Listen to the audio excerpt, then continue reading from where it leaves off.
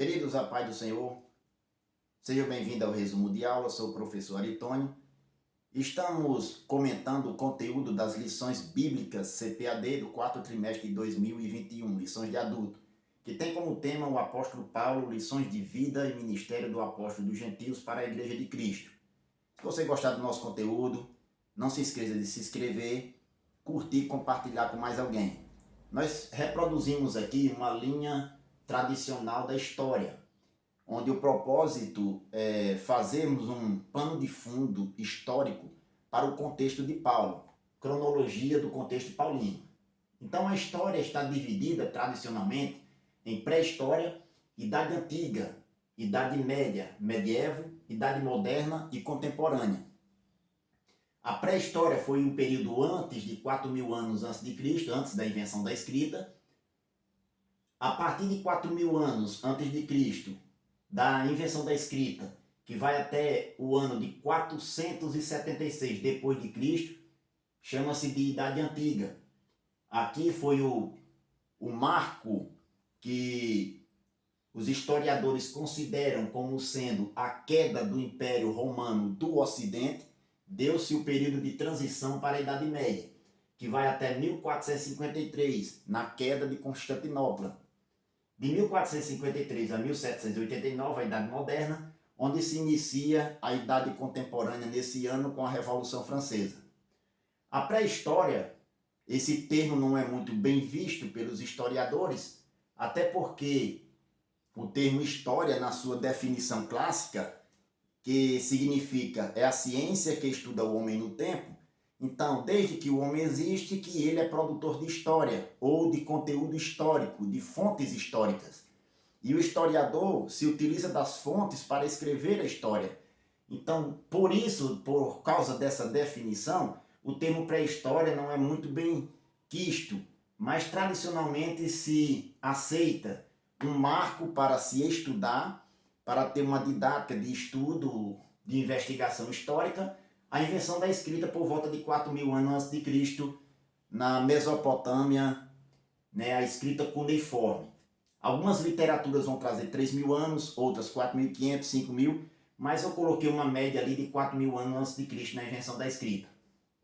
A partir dessa data, aproximadamente, até o ano 476 depois de Cristo, deu-se o período da Idade Média, da Idade Antiga, tá certo? A Idade Antiga se subdivide em duas partes: a Antiguidade Oriental, não é tema do nosso objeto de estudo, e a Antiguidade Ocidental, que se estuda duas civilizações, a grega e a romana.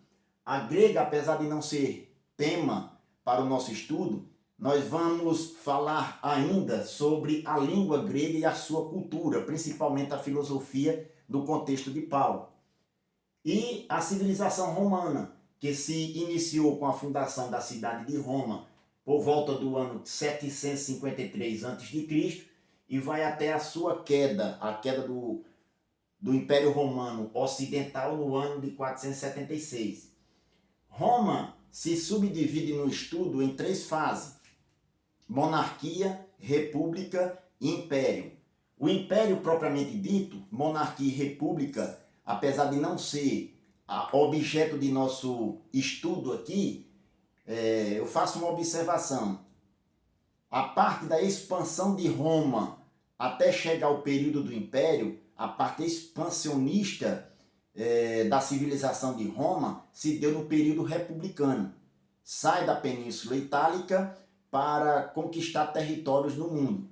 Então, quando chega mais ou menos no ano 27, que surge o imperador, o único imperador por nome de Otávio, ou Caio Otávio, ele implanta um sistema de governo chamado Pax Romana. Na nossa língua, a paz romana.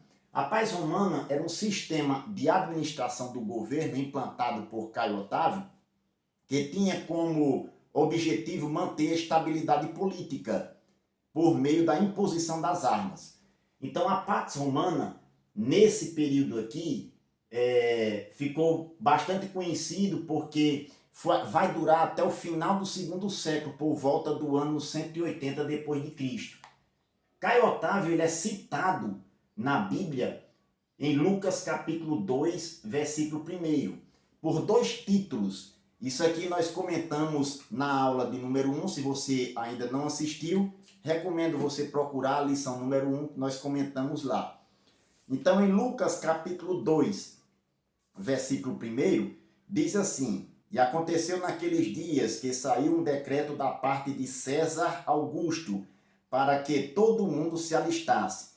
César Augusto são dois títulos desse imperador chamado Caio Otávio, que implantou esse sistema de governo no ano 27. César é um título divinizado do seu tio e pai adotivo Júlio César. O termo César, os imperadores de Roma incorporaram a sua pessoa, no título de sua pessoa, para dar prosseguimento a essa dinastia.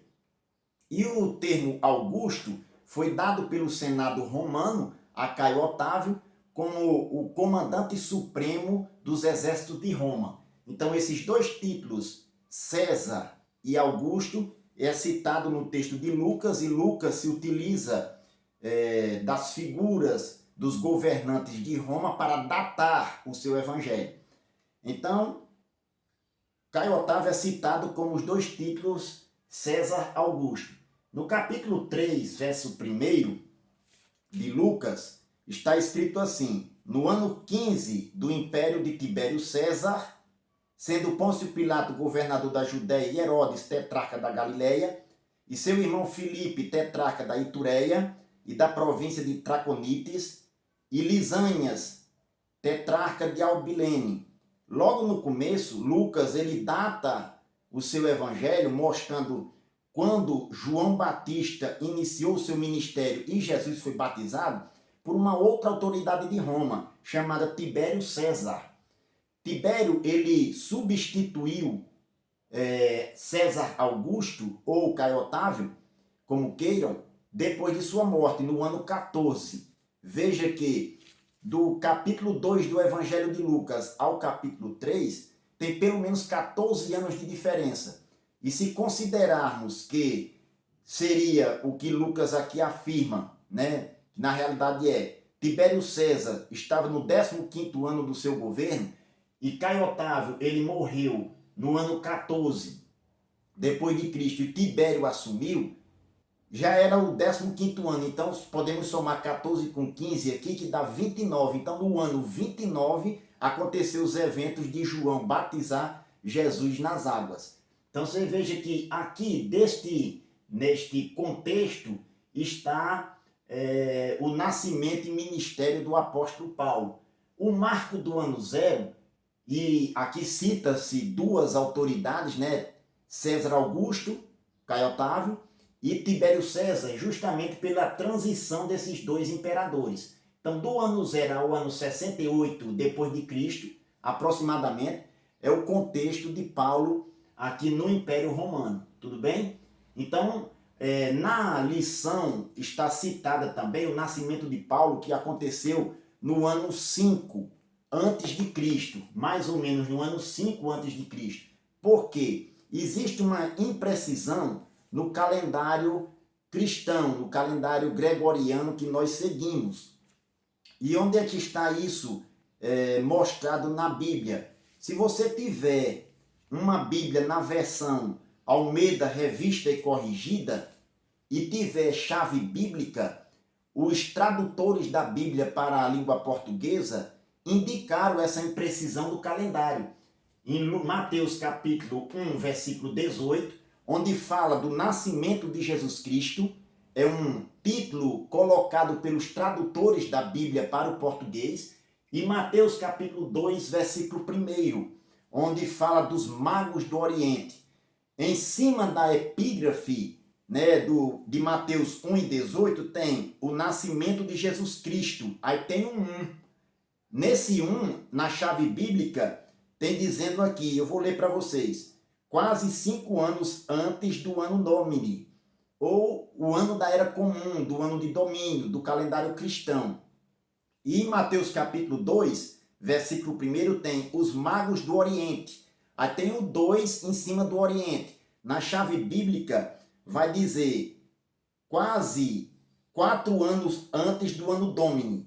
Se em Mateus capítulo 1, verso 18, é quase 5 anos, e em Mateus capítulo 2 é quase 4 anos antes do ano Domini, então podemos dizer que os eventos que aconteceram no nascimento de Jesus, como por exemplo os pastores que visitaram Jesus, o menino Jesus na manjedoura, e a visita dos magos do Oriente em Jesus, que o texto de Mateus vai dizer que encontraram ele em casa, são eventos distintos. Jesus então teria quase 1 ano de idade. Alguns historiadores afirmam que os pastores de Belém, entre os eventos dos pastores de Belém e o evento da visita dos magos do Oriente, existe ali aproximadamente de 40 dias a 2 anos de diferença. Então, a viagem dos magos não durou do dia para a noite. Os magos, eles vieram do Oriente até onde estava o menino Jesus, guiado pela estrela, e quando eles chegaram, Jesus já estava em casa. Então, aqui existe uma imprecisão no calendário indicada pelos tradutores da Bíblia. Repetindo, o calendário existe essa imprecisão. Por isso que Paulo aqui, ele nasceu mais ou menos no ano 5 antes de Cristo. Paulo era mais ou menos da idade de Jesus. Tudo bem? Então, nesse contexto, nós seguimos o calendário cristão, mas existe uma imprecisão no calendário. E isso é indicado pelos tradutores da Bíblia dessa forma. Repetindo, se você tem uma Bíblia na versão Almeida Revista e Corrigida, esse texto, se ele tiver uma chave bíblica, você pode conferir isso na sua Bíblia. Tem a indicação, desde o nascimento de Jesus, Mateus 1,18, até a visita dos magos do Oriente, essas duas datas possíveis, né? 5 anos antes de Cristo foi o nascimento dele, antes de Cristo em relação ao calendário. E a visita dos magos, cerca de 4 anos antes de Cristo. Tudo bem? Então, nesse contexto está o nascimento, vida e ministério do apóstolo Paulo até seu martírio por Nero, por volta do ano 68 da era cristã. No contexto do Império Romano, citei as autoridades, né, a partir de Caio Otávio, na Pax Romana, no sistema de governo que ele implanta, através da Bíblia, que cita 2 títulos de Caio Otávio, César Augusto, e também de Tibério César, que incorporou o título de César, um título divinizado do imperador, Júlio César, a sua pessoa também. No contexto cultural, nós vemos também a influência dos idiomas. Em Lucas capítulo 23, versículo 38, está escrito que por cima dele, da cruz de Jesus, estava escrita a sua acusação em letras gregas, romanas e hebraicas. Letras gregas veio da cultura grega, que os romanos incorporaram à sua cultura. Eles eram admiradores da cultura grega. Em letras romanas, que era o latim, o idioma oficial do império, e letras hebraicas, que era justamente o idioma da cultura local, do povo local dominado por Roma. Roma implantou esse sistema de governo no império, mas colocava autoridades ligadas ao imperador que cobravam imposto, mas dava certa liberdade religiosa para o povo. E assim foi com o povo judeu.